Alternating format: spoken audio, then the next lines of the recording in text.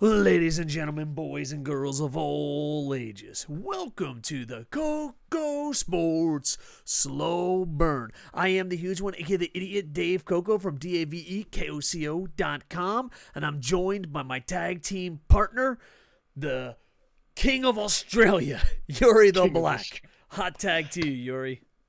How are you going, guys? Firstly, as you guys would have noticed, we have something a little bit different at the start of the podcast. We now have music. I got to give a shout out to the and verbal credit to the guys over at the band Sha Na Na for allowing them to for us to use their song Wrestling Tonight, which was actually found in a really old wrestling movie, which was absolutely fantastic. Grunt the wrestling movie.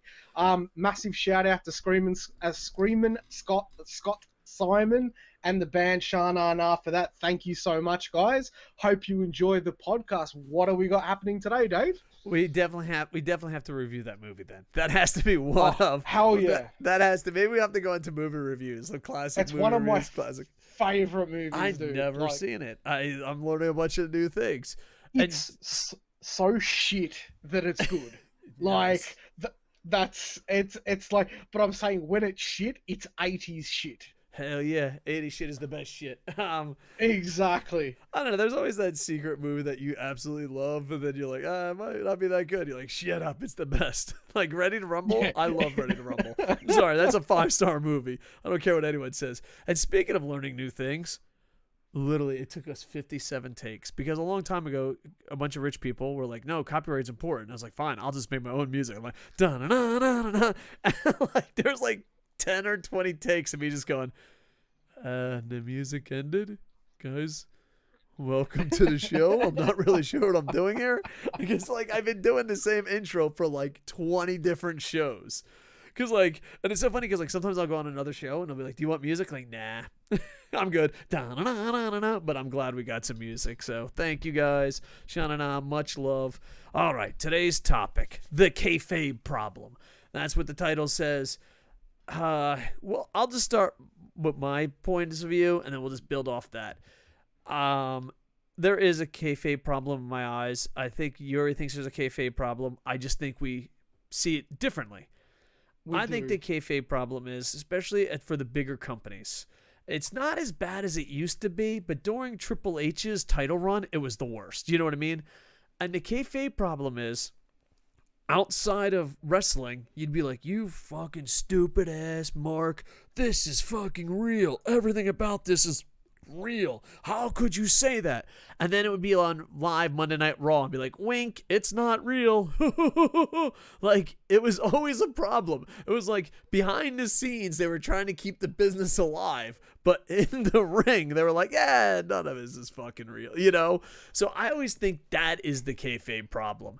That, like, a lot of wrestlers, they'll meet you and they're like, oh, it's fucking real. Everything's fucking real. And then, you know, they'll, especially WWE was doing it for a long time, just winking at the audience. Like, this isn't, and I think there's a kayfabe problem. And I brought this up with Lucha Underground, where the Lucha Underground athletes, we interviewed a bunch of them, when they were not in character, they were just themselves. But as soon as the show started, that universe was fucking real. And I think that's what it needs to be. I think that's what it needs to be, where, like, you know, like, I don't mean to pick on Triple H, but during his title run, it was ridiculous. You know, people were yelling and screaming like, "It's fucking real," and then winking. You know, this is all the pretend. None of it matters. So to me, I think people defend pro wrestling everywhere but inside the ring. Like, if they go on Oprah, they're like, fuck yeah, it's real. They go fucking talk to a fan in the middle of the night. It's fucking real. Millions of people watching. Guys, get it? You know, so I think that is the major thing of kayfabe problems. Now, I know you get a little rowdy because you're one of the guys that fucking still work in the business. You're a manager. And I don't think we see eye to eye. I consider myself a super nerd and a retired promoter that made a small living his dream. That's how I see it. I've booked shows. I've worked for every major company, sometimes just for a day. Yeah. Sometimes for a couple years, but mostly just for a day. They're like, hey, dude, this guy can draw with nothing. Let's bring him in. Hey, this guy's a pain in the fucking ass. Send him back where he came from. So, Yuri, hot tag to you. You're in a business now. You're a little cranky. Let's talk kayfabe problems. Look, there's no all right. When it comes to wrestling, there's like we all know, right? I get heat with people because of my opinions, and they all think that I'm too old school for my own good, or I'm a Jim Cornette. I'm not exactly a Jim Cornette. I like to adapt to the times. Look, I definitely, when it comes to every, like, I have a different take on it to you, as we have discussed in the past, right? When it comes to kayfabe, I see it from the point of not only respecting the business, but like, I guess for me, I always look at the practicality of it. When I say the practicality, if I'm at a show and I'm a heel, I'm not going to go out and mingle with the fans or fucking saunter around, right? Unlike a lot of the other boys do just to try and sell their merch, right? All right, yeah, I get it. You're there to sell your merch. You're there to entertain. Not arguing that point, right?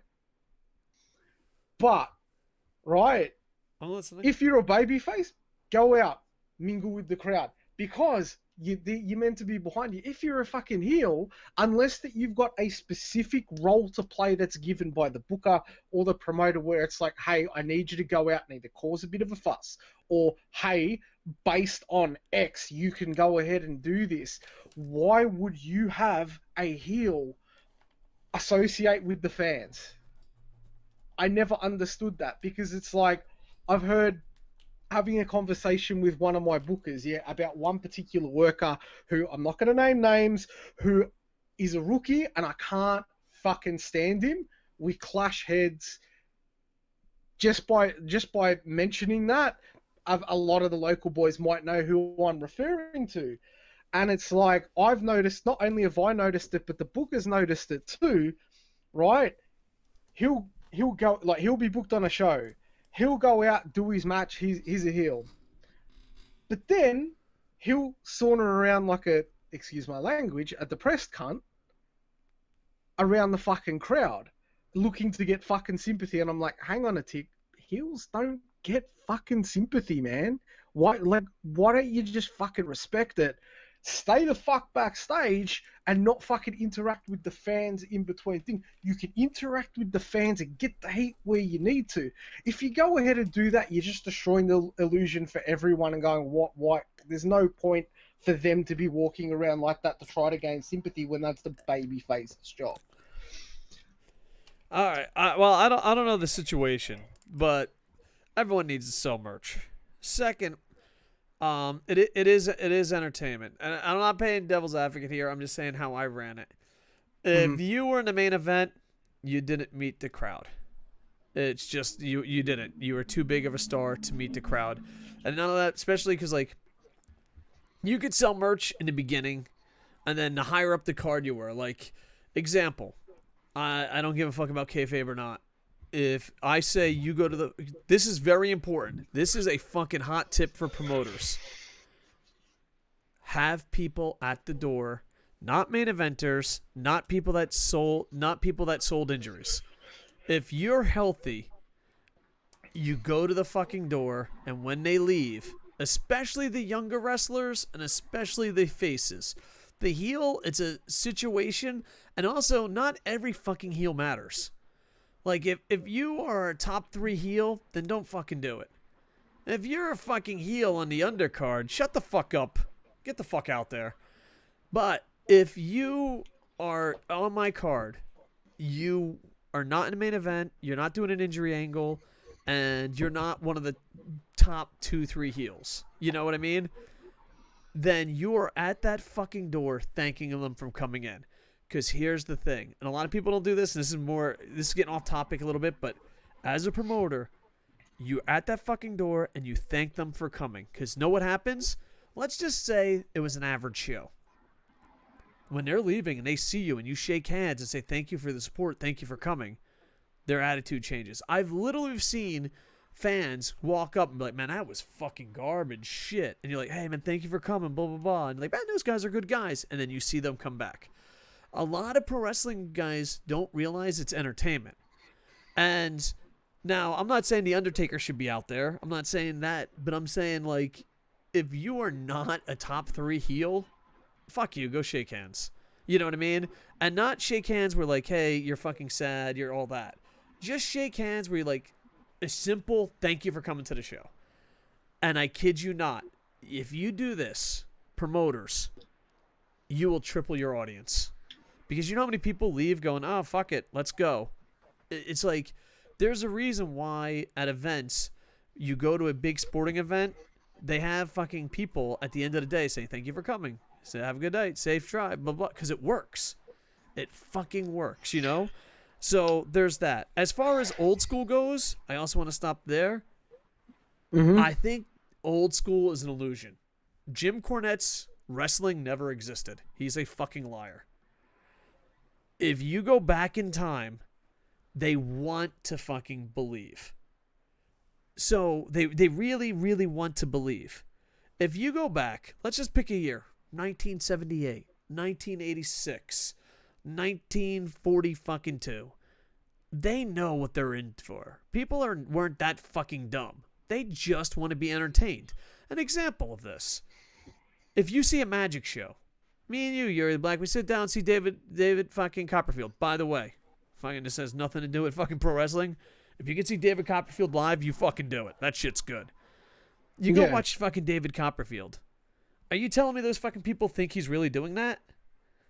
No. They want to be entertained. So in the 80s, in the 70s, they knew what it was. But the thing is, they weren't disrespectful cunts about it. But also, they just knew what it was. Like, hey, I'm going to go in and fucking be entertained. So I think it's that. Now, it really depends on the situation. You know, like, I hate to use WWE, but I just think WWE is the biggest stage and people understand it. Like if I said, hey, if you're this type of character, people wouldn't. But if you're Undertaker, you're Kane, you shouldn't be out there. If you're Razor Ramon, get the fuck out there. You know what I mean? And you don't have to break kayfabe and not be an asshole. You can still stay in character. You know who's really fucking good at this? I kid you not. Disney. Who? Disney. Disney is fucking amazing at it. None of the characters break fucking kayfabe, but they're not assholes. And that's the difference. You know, if Razor Ramon goes, hey, bad guy, don't mess with the Chico, or whatever the fuck Razor Ramon says, that's not going to ruin his character. You know what I mean? Like when you go to Disney, and I know this sounds crazy because people are like, oh, it's fucking wrestling, it's going to be fucking different. But you could still learn from other forms of entertainment. Like here's the thing. Promoters... And I don't know about wrestlers. It really just depends. Different wrestlers are different ways. But promoters, you should go to every fucking live event and see what successful people do that you don't fucking do. Go to circuses. Go to magic shows. Go to sporting events. And see. Because here's the thing. You live in this old school world that didn't fucking exist. And a lot of times the problem is, you're like, oh, you got to go be a fucking heel. And okay, I'm going to be fucking old school. And I'm going to fucking kick and beat the shit out of fucking people. And it's like, no. You know what? What behind the curtain really fucking shows the world? It's kind of sad and pathetic. That's it. That's what I like. When I was fucking just a fan, fucking cheering and rooting never worked for something. I'm like, hey, dude, fucking yeah, this is fucking awesome. Fuck yeah. And a lot of people want to see behind the curtain because it's a mystery. I'm going to tell you, this is like the Wizard of Oz. You're going to be disappointed behind the curtain. Just fucking enjoy the product. You know? Not arguing that point. Not arguing that point, Dave, because you brought up the whole thing about Magician and David Copperfield, right? It's like, if you think about it, our form of entertainment, because of what we're trying to portray to entertain, we are the magician. We need to protect our long-time institution. Like, if you get where I'm coming from, there's a system. We need to follow that system, right? What is the key word in the word believe? Right? All right. I'm following you. I'm following you. Go on. Lie. Right? I guess so. we in essence, and I'm trying to like kind of partially quote Bully Ray mentioning this on, I think it was like the Busted Open podcast. This is like a few months ago, right? Yeah, he's definitely a bad example, but go on. Oh, okay. Well, no, But it's because like, David Copperfield doesn't grab people that talk shit about his wife and beat the shit out of them. Like, it's entertainment. the way he spoke about believability and wanting to like me as a fan, let's take away, just say for all intents and purposes, but what I'm going to say that Yuri, I am not in the wrestling, right? Just for this example. Okay. Just for this example, I am just a simple wrestling fan, right? Even as a wrestling fan, right? Despite me being involved, I want to be made to believe, right? I want that instance of that, obviously, for the babyface to like someone. I want that instance to fucking hate someone. But why would I want to see like somebody who's trying to get that reaction to make me hate them and to get the sympathy for the thing? Why would I want to go up to them, oh, shake your hands, oh, great, great performance, can we get a picture? If you do it, it has to be sparingly. If you do it, it has to be every once in a while. Yeah. You may catch them on a way out, right?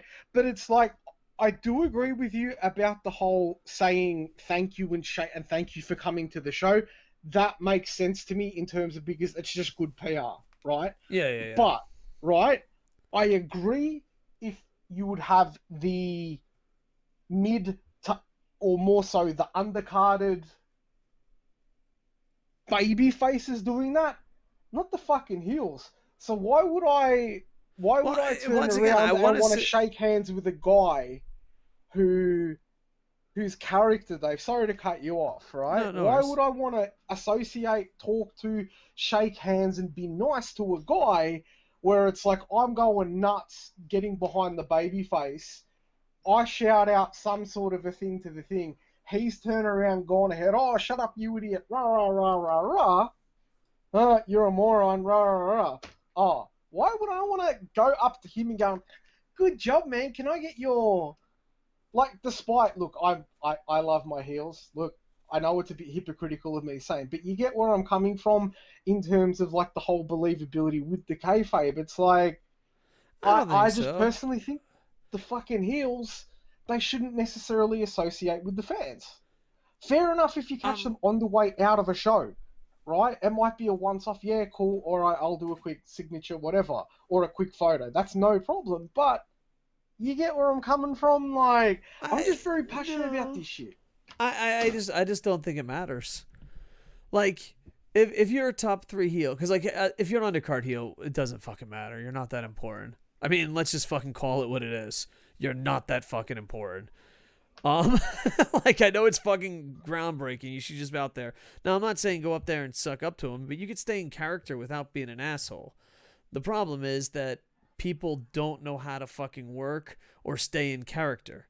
They only know being a fucking... Not all, 90%, especially on the indie level, only know being an asshole. And it's like, no, you know who's fucking a great heel and always stayed? Mr. Perfect.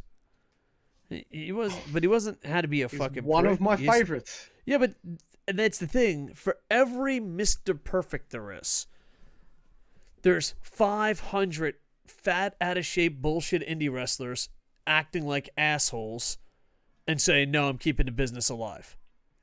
You ever meet Mr. Perfect? He wasn't an asshole. He just stayed in character. I'm perfect. I'm the fucking greatest. Blah, blah, blah. You know what I mean? So I think a lot of it is people trying to keep the business alive are fucking dumb. And I don't mean like, oh, it's dumb to keep the business alive. I mean, I've seen indie events where they just go out there and treat the fans like shit. And they're like, I'm working a heel. I'm like, no, you're not. You're killing my fucking audience, you fucking moron. You know, and that's the thing. So I agree and disagree with you, but I do believe if you care this much about it, or if you can't handle being your character while still being entertaining, don't go out in a crowd. Period. Like, if you're like, oh, fucking, I'm going to keep kayfabe alive and I'm going to fucking kick babies and clothesline fucking grandmas, just sit in the fucking back. You're an idiot. You know what I mean?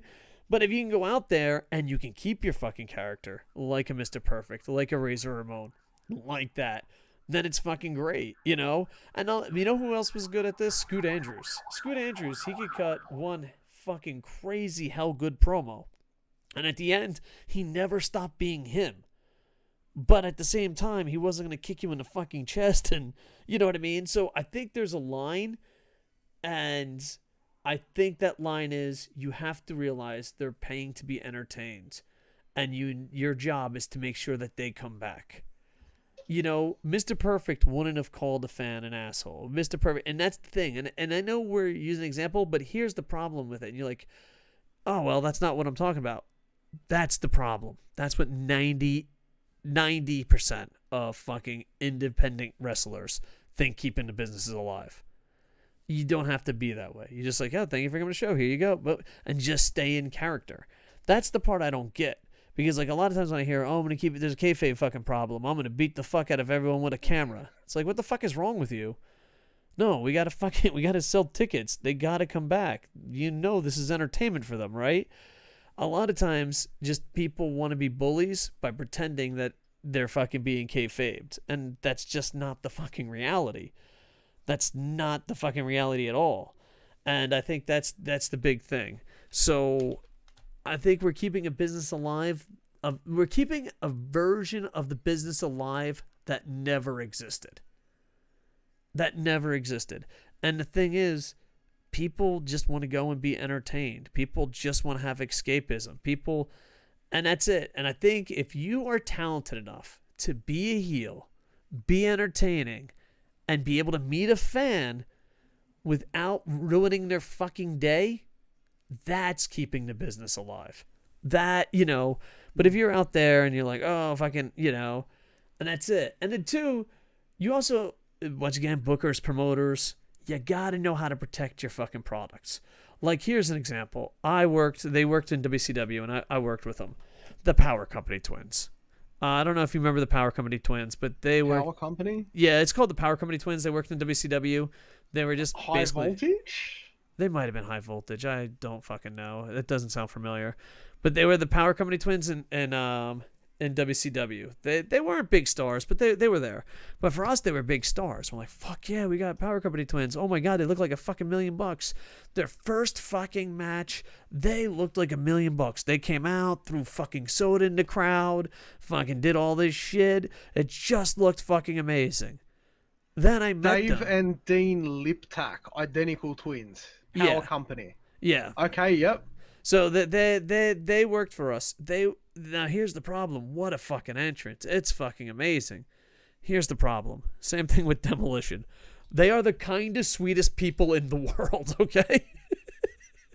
So sometimes as a promoter, you have to kayfabe that. So when they walk to the ring, you're like, these motherfuckers kill people for a living. These motherfuckers are badass. And then when you go to talk to them and they're like, hey, God damn it, these guys are awesome, you know? So, like, as a promoter, you have to know who goes out there, who doesn't.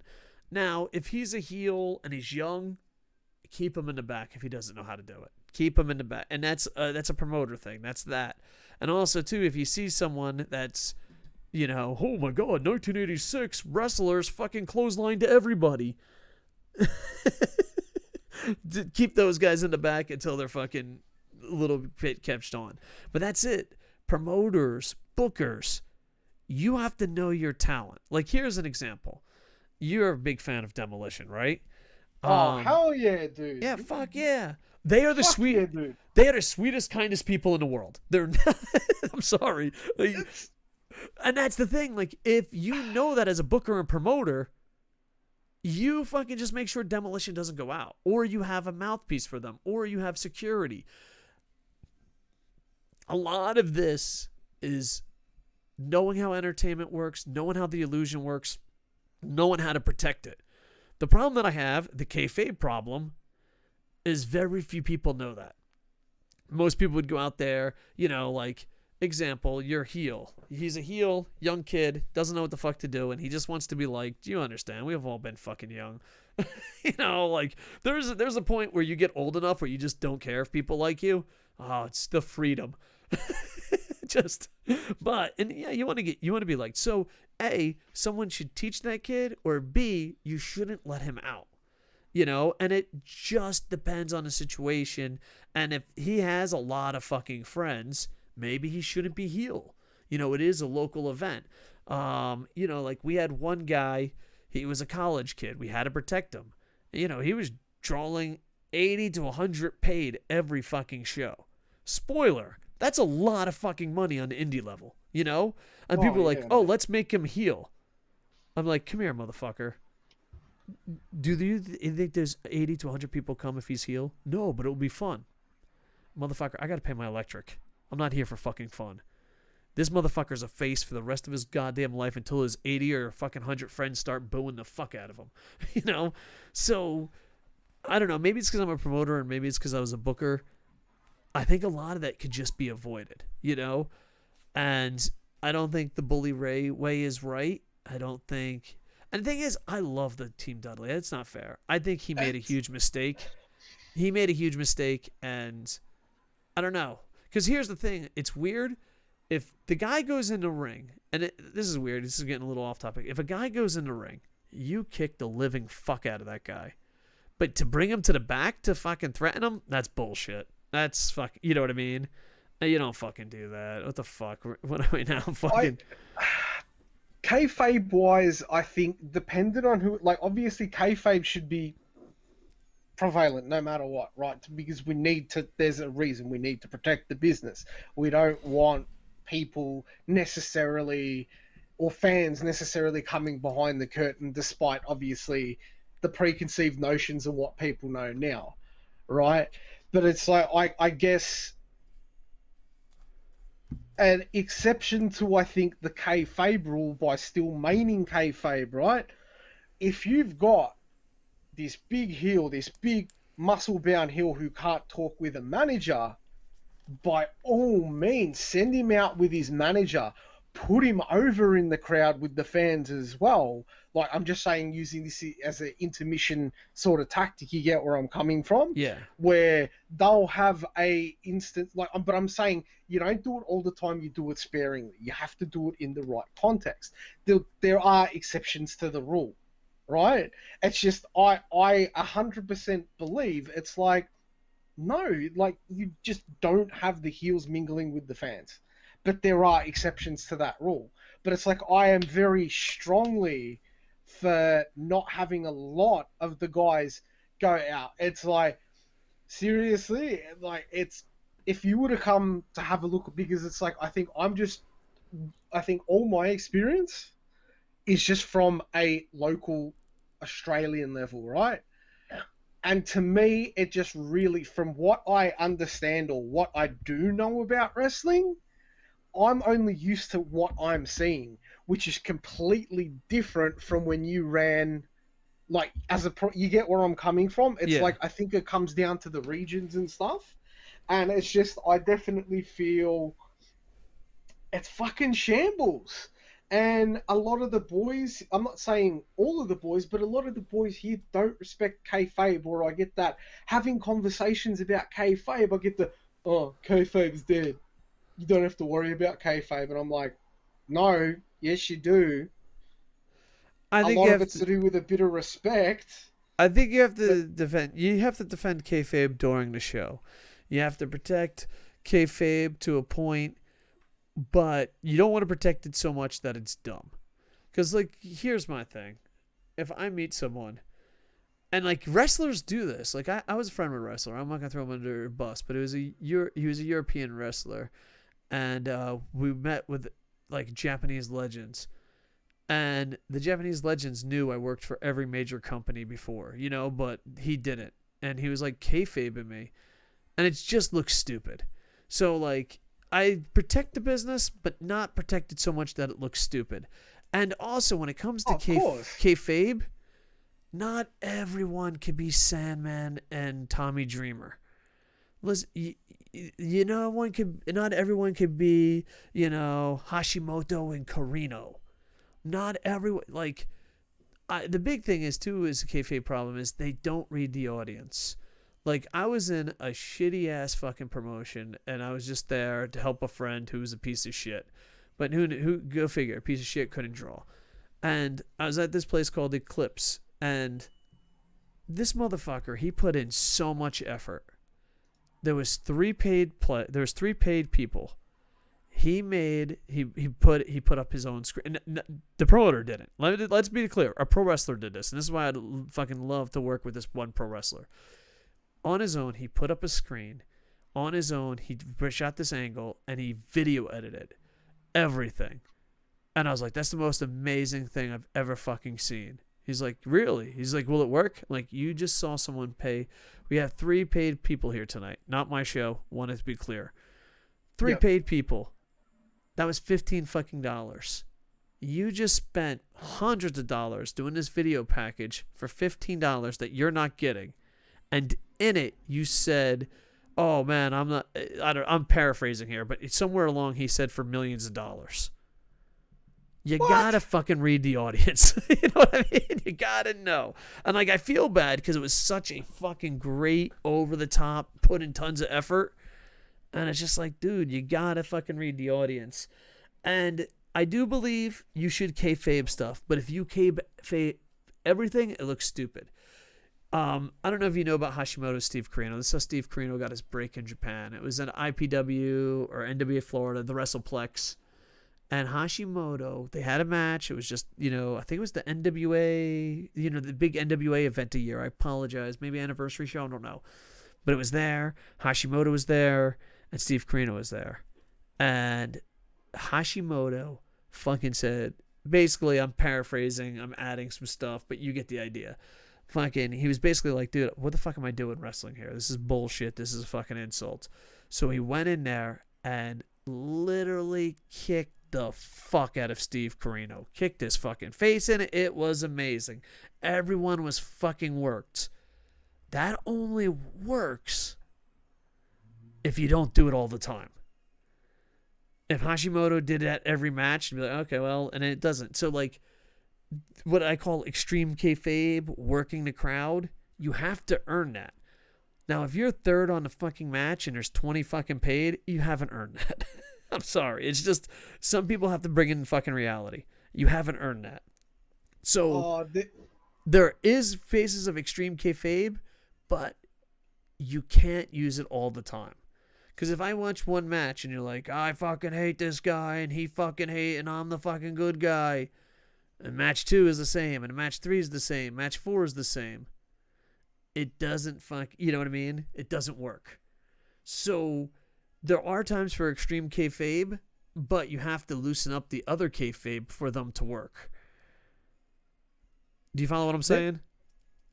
I guess so. So then what about in the element or the situation of when it comes to the whole trying to do the shoot kayfabe angles, if you get where I'm coming from, where you basically go ahead and either try to work the boys or you try to work everyone that's involved, right? And it's only people that know about this thing, kayfabe-wise, is the promoter and the wrestler being involved, because there was something recently, right, where one of the wrestlers that worked for one of the local promotions, and it was only him and the promoter that knew about it, right? Mm-hmm. He gone ahead, put a whole heap of these different promos online, right? But it just, for some reason, like, I personally didn't like it, and I'm like, why is he doing this? He's coming across like, he's coming across shitting on fucking everyone. And that's what it felt like. And then it's like, once they gone ahead and done the whole big reveal, it was like, oh, blah. Like, obviously, in terms of the background, we found out that he was working the boys. But there were so many people that were rubbed up the wrong way going, what's this cunt doing? Fucking hell. Like, are you fucking kidding me? You don't have... Well, that's just a bad promotion, because here's the thing. You can work people and not insult people and have it. I've ran angles where I've worked the boys. The difference is of working the boys to feel good about yourself. All you have to care about does this help the show first? Example, Dustin Rhodes won our championship. We didn't tell anyone. He came in masked. He fucking had his own locker room. Had one fucking guy there. No one in the company fucking knew. And then, because no one in the fucking company knew who the masked man was, when fucking Dustin Rhodes won the title and unmasked, it was fucking beyond the biggest fucking pop you could fucking imagine. And Fuck yeah, it was man. fucking pop beyond belief. Another way we worked the fucking boys, and is fucking, we'd have it where the person, we'd have the referee. We have to have a really good referee. Billy Dalton, I fucking love you. You're best goddamn referee in the fucking world. You have to have a good referee. But you also talk to the fucking champ, and when the champ's going to win the title, don't tell the fucking challenger. Have the challenger fucking, we're breaking kayfabe here. Have the challenger fucking say, you're going to hit your finisher, get a 2 count, and then you're going to fucking break out, and then he's going to hit the finisher and win. But here's the thing. The champ's in on it, the ref's in on it, the promoter's in on it. No one else is in on it. He hits the fucking finisher, frog splash, 1, 2. The champ fucking holds him so he stays on top of him, but kayfabe-wise, it looks like he's trying to break out, and the ref counts a 3rd. You want fucking confusion, and we do this with a lot with 5 stars and better with Boom Boom. Shout out YouTube. We do this all the time. That's one thing pro wrestling's missing: confusion. It's either stupid, over the top, fucking McMahon, 100% agree, man. or that. Dude, you want to fucking work the boys? That's it. Let me tell you something. Let's say fucking you're a wrestler, Yuri the Black. You think you fucking, and once again, sorry, gotta get close to the mic here. Let's get serious. That's all right. Titles are important. You do not fucking pass them around, and you don't have too many of them. And you have long title runs. If you have long title runs and titles are important, you can do this. People are going to be fucking confused. When someone hits a fucking frog splash, 1, 2, 3, the fucking referee points on and gives them the fucking title, that is a genuine reaction, genuine confusion, and the fucking best situation possible. And that is how you change fucking titles, and that's how you work with the boys. You don't work the boys by going, I got fucking Invasion and the best goddamn wrestler in the world and a Hall of Fame wrestler, AEW. You don't fucking just randomly say the best thing ever is going to happen. You just fucking do it. You can't. You have to be very careful of overhype. And when you working the boys, that's when overhype happens the most. Especially if you're a very shitty promoter.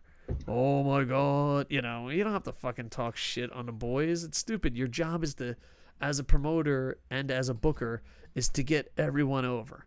Now, it's impossible and everyone has their roles, but, you still fucking respect them, and you have gatekeepers. I don't know. I wish I could just teach a whole, I might fucking do a masterclass on how to book, because there's like a lot of shit that dumbass fucking bookers and promoters don't know. Like all the time. All right, what does your company do? I don't know. What's your theme? I don't know. Who's your gatekeeper? I need to have direction, man. What's a gatekeeper? It's like, what the fuck do you mean what a gatekeeper is? For those that don't know, the term we use is gatekeeper. A gatekeeper is someone that is a great pro wrestler that will never be a main eventer. And for you to get to the main event, you have to feud with him and show the world you're worthy. So, if WWE was ran like a fucking wrestling company, a gatekeeper would be Dolph Ziggler. It's like, all right, have a feud with Dolph Ziggler. If you can fucking hang with Dolph Ziggler, then you can go to the main event. For the longest time, who's a great gatekeeper? I don't know, it might be insulted. Chris Jericho in WWE. Like, you had a fucking feud with Chris Jericho before you were a main eventer. And that's it. So you just have to... Yeah, because he had a lot of people propelled to main event. Like, he'd go ahead and do the feud, or they'd put a mid-card belt on him. And then he'd have this whiz-bang feud, and then all of a sudden, not long after that they finished the feud, whoever it is would usually get propelled into a main event spot, or propelled to have a world title run, or some sort of other title run, and they look better going into it than they kind of come out of the actual feud based on what Jericho has done with them. Yeah. I get that. Yeah. So... and there's different things of kayfabe, and there's different that. The problem is, you have to know it's entertainment. You have to at the end of the day. Do you know who's the best booker, promoter, and all of pro wrestling. Would I say Paul Heyman? Nope. Great minds, great booker, not the best promoter. Not Eric It's Bischoff? it's a trick question. It's Dana White. Dana White by far. The only difference between Dana White is that fucking he can't decide the outcomes, allegedly. But look at him. He is the perfect promoter. He's the perfect booker. He's the perfect fucking con man. He's the perfect fucking hustler. He's the best at what he fucking does. He knows how to promote. He knows how to, you know what I mean? If you stop looking to Vince McMahon, he was given a fucking corporation by his fucking daddy in the biggest city in the world and barely has kept it a fucking float and fucking hates what he does. Don't follow that footstep, because the worst part about being Vince McMahon is being a Vince McMahon wannabe. Dana White is way better at this than fucking Vince is. So just learn from other aspects of entertainment. A lot, and not only that, but even learn from WWE. Everyone wants to be like WWE, but they don't actually watch WWE with a promoter or booker's eye. You know, you can learn stuff from WWE. What's good, what's bad, what doesn't work, what works. And if you are an independent, try to find out why you're not like WWE. You have to be different. You have to fucking be different. I don't care if it's hardcore. I don't care if it's fucking luchador style. I don't care if it's fucking lucha underground style. Do never, ever, ever be Dixie Carter. Don't ever, ever, ever be Dixie Carter. And AEW, you know, we try to keep these, well, our original plan was we were trying to keep these timeless, but it's going to be hard the more episodes we do. But never, and I feel like AEW is close to being great and close to being Dixie Carter. So AEW lean towards being great and not being Dixie Carter. There's not even bad. There's just Dixie Carter. From now on, if someone asks me how my soup is and it tastes like shit, I'll be like, yeah, this is a little Dixie Carter, to be honest. There's a little bit too much money, and I think with the money, the power being thrown around in AEW, I think that's one of the problems that I have with that product. Because it's like either that in elements, they got some more like Kayfabe, but in other elements, they're just fucking, I just feel like that because they've got money to throw around, they're doing all this fucking shit. But it's like, the whole idea of being entertained and the whole idea of, like, at least with the kayfabe side of thing, is being so watered down and convoluted. There's so many factors with that. Like, one of the examples I was going to use before as you were talking there, Dave, was more so, like, obviously, definitely not, like, as much as we know that I don't like Kenny Omega, I pretty much don't like the Elite, right? They don't appeal to me personally, right? I got no issues that they're doing, like, being the Elite, their show. But the thing that really pisses me off on a kayfabe thing, why in the flying fuck would you go ahead, do your thing, and then all of a sudden you'd, in the same fucking show that you're trying to fucking promote, like, I'm saying, like, when it comes to being the Elite, you would have the guys that you're quite literally fucking feuding with, but it's like the interaction and the exchanges are kind of like, oh yeah, hey dude, blah, blah, blah. One or two snide remarks and like, oh yeah, cool. And then everybody goes separate ways. It's like, why the fuck would you do that? Like, it's really annoying to see. I hate seeing that, like, especially in that thing. I don't give a shit in their own personal lives if they're like fucking best friends with the guys that they're feuding. Behind the scenes, they can do what the fuck they want. Power to them, they can hang out. Why the fuck would you either half-ass your character on a medium like that, put it online where you got the good guys interacting with the bad guys in a positive way? How the fuck do you explain that? And that really, and people wonder why I don't like Kenny Omega. People wonder why I don't like the Young Bucks. For the record, I have not been keeping up with the All Elite. So, I mean, being the Elite. I kind of stopped watching it. But with that said, I think I don't care. It doesn't bother me at all. Not one bit. There's a difference, and not that, but it's entertaining. Faces should not interact with heels, Dave. I don't think so. That's just. I think it's no, I disagree with that. I mean, if you have a set of heels and they're fucking doing a great program, and you don't have, let's take the Hashimoto Steve Corino thing. ECW, they would have like a couple big storylines. Remember Sandman being blinded and stuff. If it's a if it's a top tier storyline, then yeah, it shouldn't be that way. But everyone else, fuck it. What does it matter?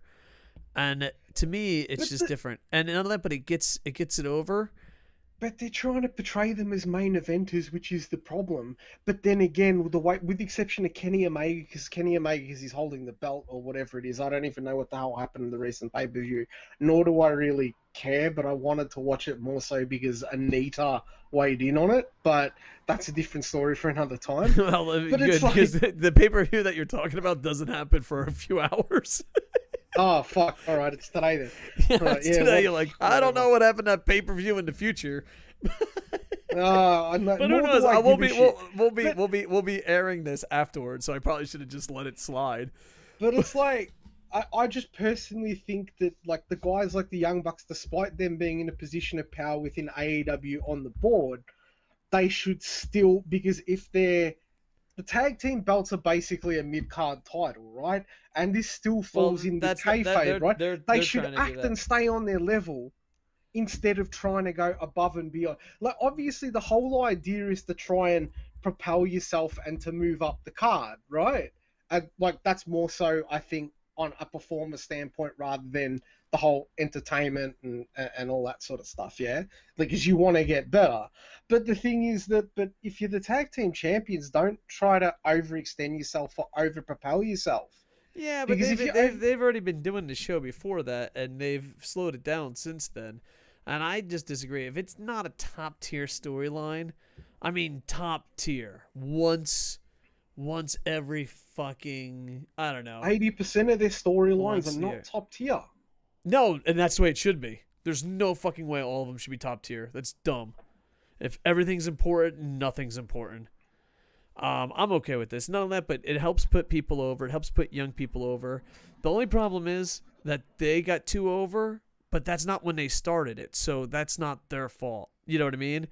But it helps get people over, and on top of that, like, there's one being the elite that I think might have been the YouTube video of the fucking century. And none of that, but fucking like, I watched that and said, that is better than anything WWE or fucking North American television has put on in a while. Okay. It was the one with Kenny Omega losing his phone. And fucking that worked us, and it was fucking amazing. Go back. I forget the episode, but there's an episode where Kenny Omega loses his phone in Japan. And even though it's funny and cute and all that, it's kayfabe, and it fucking did it. They basically teased, it's in the past now, but they did a great job. They teased Kenny Omega maybe going to WWE. And that you can't do that on television. You can't fucking do that. Well, you can't do that on shitty North American television. You can't, and that's not fair because Japan has some shitty television too. You can't do that on shitty television. And it was by far perfect. And the way they premiered it, so I don't know. I disagree with that. And I always say it's UFC fighters. Like, yeah, there's the Conor McGregors, 1 in a fucking 100 that just don't get along with certain people. And no, who's that? Fucking Conor McGregor's way better at pro wrestling, fucking kayfabe tactics than all you motherfuckers. But, and I'm not even a big MMA UFC guy. It's just they took your business and fucking expanded it beyond your belief. But but for most people, they just fucking shake hands. They just fucking, yeah, dude, great, fucking great. So the reason, if everyone was Conor McGregor, there wouldn't be a Conor McGregor. And I think pro wrestling's like that. I think pro wrestling, everyone thinks they're Conor McGregor, and that's not the case. So, yeah, I don't give a fuck if they do YouTube videos. Now, but if it's tongue in cheek and there's, I don't know. I have to see an example. I stopped watching it maybe at episode 100, whenever they had to match against each other. It was just, I don't know. It's just like, I got a lot of shit to Let do. me let me put it to you this way, or let me put this scenario forward this way, Dave. Right? Mm-hmm.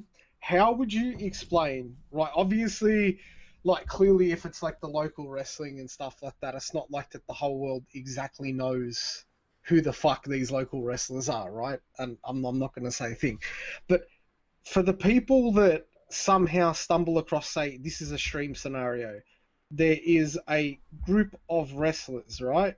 You've got at least 1 to 2 of them that are baby faces, and one of them's a heel.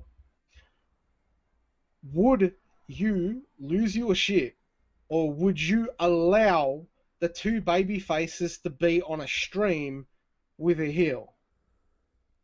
Playing games. What do you mean? Oh yeah, I don't give a fuck. Not at all. Look, I like. Like, here's the thing. I would be wouldn't more give a pissed. fuck. I would more pissed if they fucking didn't promote the show. You know, that's it. Like, that's it. Don't do that, right? If like, let's say you had 2 wrestlers, okay? You had 2 fucking stars. We'll just say, you know, pull. I always use WB names. I apologize. It's just the easiest way to explain it to an audience. Let's say you have Hulk Hogan and Iron Sheik in their prime, okay? But it's nowadays. That version nowadays. And they go on Twitch and they do something for charity and they fucking like are talking shit but like tongue in cheek, not doing it very seriously, and say, hey, fucking WrestleMania is this fucking weekend. Oh, that's a fucking home run. Win, win, win. Yeah. Now, if they fucking insult the business, that's different. If they insult, of course. If they don't promote what the fuck they're supposed to do, that's different. But if it's just a friendly competition, it really, because like the thing is, it just depends on the example. Like if I turned it on and fucking Iron Sheik's like, you know, this shit's not fucking real. Hogan's gonna fucking beat us. Oh yeah, like obviously it really depends on the situation. But if they're just there, yeah, because like the thing is, would it happen with real athletes? Would Muhammad Ali and George Foreman play a fucking video game on ESPN and talk a little shit and say, see ya fucking at the big event, Rumble in the Jungle's fucking going down? They would. And no one would be like, oh, fuck, Ali and fucking George Foreman, they played a video game together. Fucking A, I thought they hated each other. No one fucking cares. Like, okay, Connor, who's 2 fucking fighters out of, not, who's two martial artists or 2 boxers? Randy Couture and Tito Ortiz. If Randy Couture and Tito Ortiz fucking said, hey, dude, I'm going to fucking play goddamn Call of Duty or fucking, I don't know, fucking just say Call of Duty because I can't think of another fucking multiplayer game. If they play Fall Guys together and they fucking do it for charity and they're fucking promoting shit, is that going to take away from the fight? Of course not. Now, if they go fucking, Randy Couture goes, hey, dude, fucking, I'm going to lay down for you because you're a fucking nice guy. Fuck you, thank you. That's fucking great. Then, yeah. But it's wrestling, Dave, because we're supposed to be driving the element of a feud between a good guy and a bad guy with an end result. Yeah, and you could still do that while playing video games. Like, the thing is, they're still human beings. It's like I agree. Like, I do. Like, trust me, it's like one side of me 100% agrees with you. The other side of me is coming from the fucking performer and the way that I perceive wrestling, and I agree, but I fucking disagree entirely, man. Like, well, it really, because like the thing is, it depends on what they are doing and talking about. Like, you have to give me an example besides them fucking being in the same building. Fucking, you know, like there has to be an example. Like, example, if they're giving spoilers, fuck them. If they're giving, you know, yeah. But it's the principle of the illusion of wrestling, right? It's but like no other sport does that. I'm a heel, you're a babyface, right? Yeah. I'm wanting to fucking do my hardest to obviously put you over as a fucking good guy. I don't want to fucking go ahead and obviously I'll make you look like $1 million, but in a way that where I am the fucking dastardly lowest of the fucking low, dodgiest prick on the fucking planet, right? You get the part of the thing. You might get a bit of sympathy or we put you over in that fucking certain way. But it's like, it's kind of like, I'm not gonna like just say fucking like just say for all intensive purposes, match number one, I go ahead and beat you, but to tell a story, or you one up me and then fucking you pin me, I lose my shit. I'll fucking go ahead and try and stomp your head in right after the match, right? Why would I fucking go ahead and pick you up off the floor and shake your fucking hand and go and then stick my finger up at the fucking camera? Why the fuck would I do that? If you get where I'm coming from like a fucking kayfabe angle. It's like, but it's the supposed point to is, be you that got to make it fucking look tension, real. man. I don't know. It Yeah, depends. you gotta make it look real, exactly. Yeah, but making it look real doesn't mean fucking. I don't know. It's a case by case scenario. It really is a case by case scenario. That's the thing. And it, like your examples, just them playing video games isn't enough. Just them hanging out on YouTube isn't enough. Like, you need an example for it to work. And yeah, so But it's like I just in my head I don't see, like, just say for all intensive purposes, right? The whole Four Horsemen and fucking NWO, right? yeah. Like when it's whole like Flair and Hogan, it's like at the moment I'm watching WCW Nitro from like 1999. Ric Flair has only just taken over the company as president from Eric Bischoff and stuff like that. So he's going ahead. Obviously, I reckon fucking some of the best kayfabe, right? Obviously, is in a part of the fucking storytelling that they're doing in that. Because he's making Eric Bischoff's life a fucking living hell. He's basically getting him to do all the grunt jobs. He made him fucking do fucking limousine driving. He made him fucking ride along in the fucking ring trop. He fucking gone ahead, made him be a cleaner. He made him pull up and pull down the ring. And it's like that element of fucking kayfabe, but Eric Bischoff is there fucking throwing his hands up in the air, going, "Cray, you want me to do all this crap, Flair, blah, blah, blah, blah, blah." Right? Yeah. And then on the back end of that, you've got fucking like Flair losing his shit, the NWO fucking thing, and it's like the only time that you see them in their fucking faces is if they're fucking cutting a promo on each other in the ring, losing their shit in a match, or there's a fucking attack spot. You don't see them fucking buddying up in a fucking public setting or in the middle of a fucking crowd in front of fans, hugging each other and shake hands. No. You're living in a fantasy world. The difference is there's social media now. No fucking way. You met them. Like, here's the thing. Ask anyone that snuck into a fucking bar or seen it. They fucking buddy all the time. The difference is they didn't have the technology to fucking share it. So, yeah, it's a catch-22 with the internet and technology, dude. It's like, in one way, yeah, it's fucking great for promoting the product, doing promos, videos, and a lot of other elements and a lot of other factors, right? But at the same time, and it's like, that's the reason why I said it's like, yeah, the advancement of technology is good. It's made the quality of everything better. It's expanded and made things, you get where I'm coming from. But then as well as that, there's the negative aspects of it that has just like, you just don't get. Where's the pro wrestling that I fucking used to enjoy? I don't want to fucking see the good guys and bad guys associate with each other outside of thing.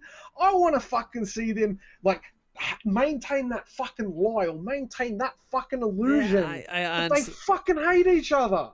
I what guess. Happened to that? I just don't think it ever existed. But dude. I don't think it ever existed. It does. Because we're telling a story. It comes down as a fucking story-driven element. Here's the thing. It's Showtime. It's story. But outside of Showtime, that just isn't fucking reality. It never was. Like, that's the thing. And people And I can't argue that either.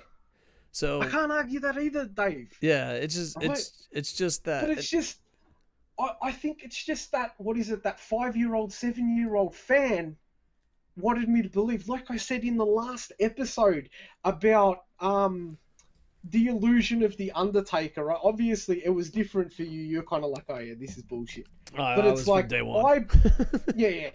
right? But it's like, for me, it's like I bought into, when I was like 7 years old, thinking that Undertaker was actually dead. And he was this supernatural fucking undead guy fucking walking around. He got fucking hit with a punch. He would fucking no sell it and he would just fucking death stare. He would get hit again. People would try and beat on him and he would just fucking stand there. Then all of a sudden, he would just fucking grab him around the throat and they would be fucking struggling as if it's like, I want to fucking believe, like, I wish it's just the element of the 7-year-old Yuri I wants to guess. fucking believe. And I mean, it's still alive from bell to bell. It's still, well, not really, but it's still alive a little bit. It's just, but it annoys me that I don't get that feeling anymore because people make it look like shit. They make it look, I hate using the F word, but they make it look fucking fake. They shit on the industry. And it fucking, and all of that flows in from the fucking kayfabe and trying to protect the business and try to project that we're trying to project that it's real and to protect it. But people don't take it seriously and don't fucking protect it. And it pisses me off. And I've had countless conversations. And this is a massive shout out to cousin Paul. And thank you for listening to the show, Paul. We fucking much love, appreciate it. brother. And much love.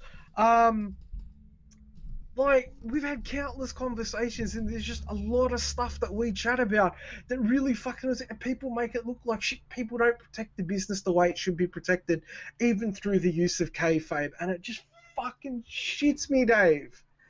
It just shits me. It's like, not only as a fan but as a fucking performer.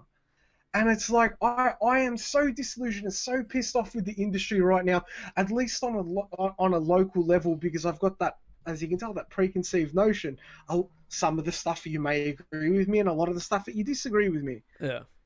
I just care it's Showtime if it's good. Period. As a promoter, as a fan, as an entertainer, is Showtime good? I don't give a fuck about the rest. And what's the rule that we both know, right? That 100% rule that's across all of wrestling. You've referred to it as don't suck. Yeah, stick right? to your times and don't suck. Yeah, exactly, right? And I use this particular term for the exact same thing. When you're on a show, don't be shit. Don't be shit. And it'll encompass exactly what you said. Not sucking and sticking to your fucking time limit and following the formula or following the steps that you need to think as set down by not only what we're taught in wrestling, but by the booker and what the promoter expects of a show. Yeah. I just think people hanging out and doing all that shit. I mean, you have to give other examples. Like, I'm okay with the guys playing video games. I'm okay with the guys doing YouTube. It really just depends on the context of what they're saying. You know, and it's just, hey, is it fucking good? Is it good? Is it good? Because the thing is, especially local independents, no, fuck that, everywhere. Word of mouth is the most important thing of marketing. So whenever I take over a fucking thing, I don't give a fuck about kayfabe, but I do give a fuck how you fucking say your 3 letters. Like, let's say the letters, just make up letters. L-I-J, loser in Japan. When you say fucking L-I-J, you better say it's the best fucking thing in the world. That's all I give a fuck about. I don't give a fuck if you're friends, all that.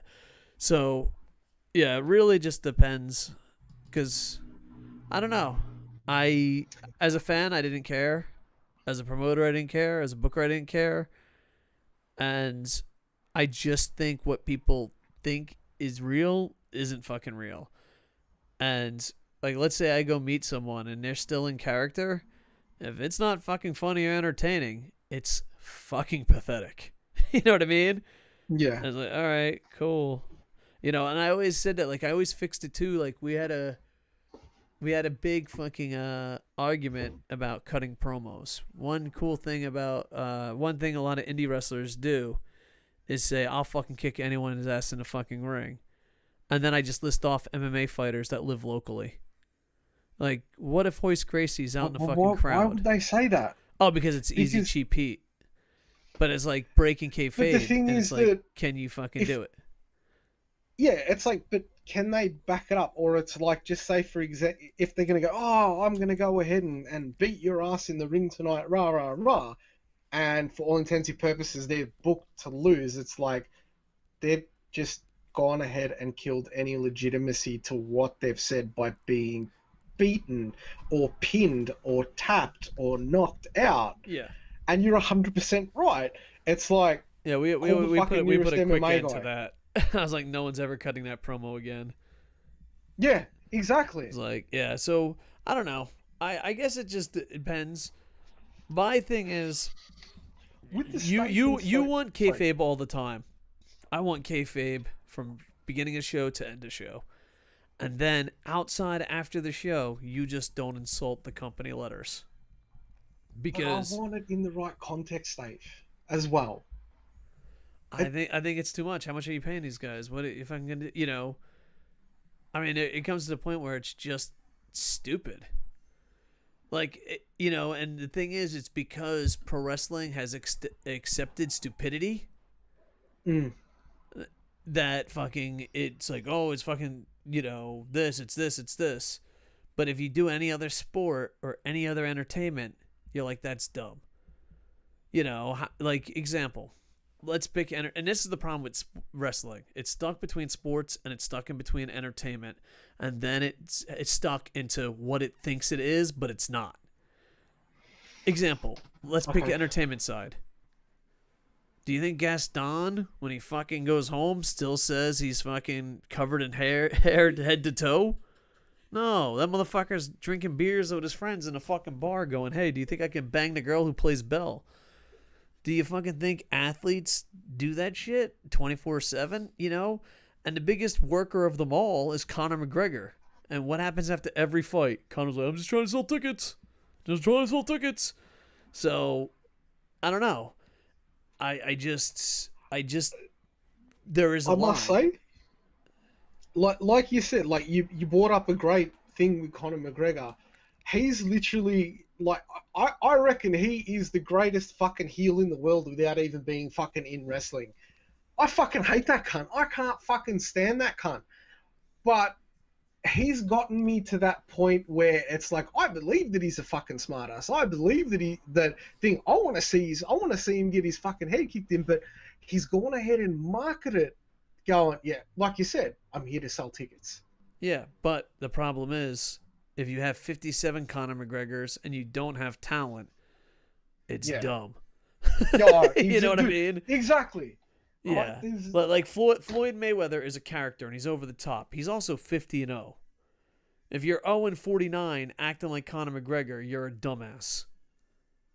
And that's the difference. Like, yeah, if you can sell tickets and you can work them, but you have to have talent and not be stupid. And guess what? Exactly. Conor McGregor, Floyd Mayweather, believe it or talent, not, man. They're the kindest fucking people in the world. And I must say, like, because it's like, until this conversation, I never looked at Conor McGregor like that. And then I'm kind of like going, hang on a tick. You're right, Dave. Because if Conor McGregor can invoke that kind of reaction, and he can pretty much back up what he's saying, and as far as I know, he's only lost like 1 or 2 fights, if that, but he's won a majority of his thing. But it's all to fucking sell tickets. Yeah. And fucking Dana White is on a fucking winning ticket with someone like him. Because it's the whole, even with Kayfabe, it's the way that he markets himself, it's the whole marketability aspect. Yeah, but if UFC was nothing but Conor McGregor's, then it wouldn't matter. So you have to fucking back it up. You have to be talented. The problem is, especially indie fucking talent, that's not fair. In pro wrestling, they don't have the talent to fucking put on a 5-star match. They don't have the fucking talent to be entertaining. And they're going around kicking puppies saying it's for kayfabe. And that's just dumb. You know what I mean? Yeah. So, like, it's... There's like, the way that I look at it, right? I definitely think there's about at least 20 to 25% of good in all the pro wrestling, from, I'm not just saying the top level, but down to the bottom, yeah? Right, in a sea of shit. At 25%, if you think about it, or 20%, is still a very small percentage. Because there's thousands of wrestlers across the world. there are a lot of people that are very talented, can be very good at what they think, and the problem is that they could be undiscovered because they're fucking pretty much buried under 60 feet of shit. And that's just a shame. And that's a shame. You okay, Bear? Yeah. Bear's dying over here. Hi, Bear. Yuri says hello. Hi, Yuri. Yeah, Bear's got, I don't know, allergies or something. So not fun at all. Yeah. Not fun at all. Just remember it's entertainment, and if everyone's Conor McGregor, then no one is Conor McGregor. And that's true. You gotta back it up, and on top of that, if as a promoter or booker they don't know how to be entertaining and skirt that kayfabe line, keep them in the fucking back. If that's it. So really, it just depends on the situation. I just feel that there's a lot of guys, at least in the local scene or the local promotion that I've dealt with, that I think that it's just like they would be better just to stay backstage and not. Yeah. You get where I'm coming from, and that's where I get a bit passionate and a bit things. So I'm kind of like, as we know, I know what I like, or it's like I try to go ahead and stick to a formula. It's like, look, I could go out there and, because I've been told, in terms of at least my character by a friend of mine, right? He's seen, all right, so my name's George, right? He's seen George and the way that George is, right? So he knows my personality, he knows the way that I am, my quirks, all that sort of stuff. He ended up coming to a show. He saw a completely different side of me as Yuri the Black. Right? And I had a conversation with him after the show, after we left the show, and he goes, what the hell's going on? It's kind of like a switch. It's a completely different side. Right? Associated with that, I could go out to the crowd if I really wanted to, do what I had to do, all that, but I would still kind of be a little bit uppity and a little bit of a smart ass, but I wouldn't insult the fans or disrespect the fans.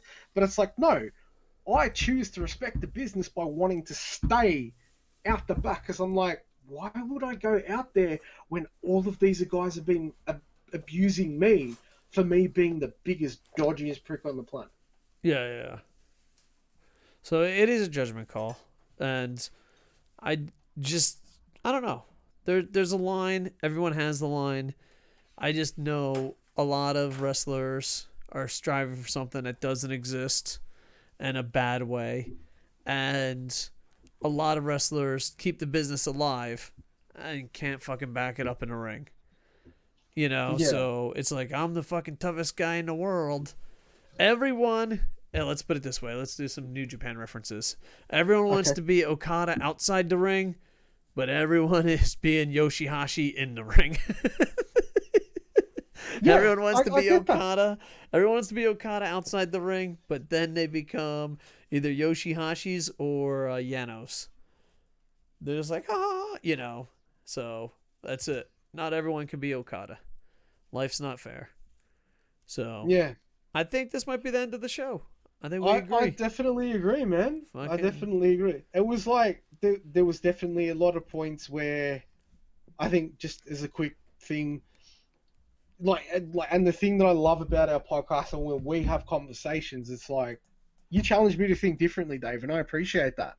You've made me obviously realize, you've made me realize and sort of understand little bits and pieces as well. Yeah. Sure, you and I, we're never gonna, we can agree to disagree, or it's like, I can see your point of view, but this is what I believe. And that's what I love about our partnership, dude. And that's what makes it good. Good discussion. I appreciate it. And I just one other thing that I want is WWE tries to go after everyone. Me, what I like and what Yuri likes doesn't always line up. That's why there should be alternatives. Exactly. That's why there should be more than one company. So, and if you do make a second company, I don't care if it's Australia, Japan, America, make it different so that every fan has something that we can latch on to. It just seems like a lot. I don't know how it is in Australia. I don't know how it is, but and all around the world.